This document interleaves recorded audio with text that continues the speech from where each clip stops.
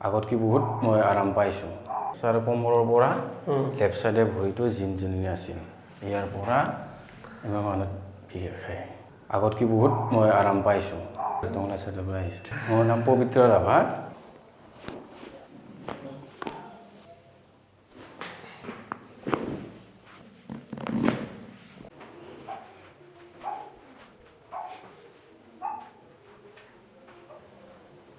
আজি sir free লাগছে sir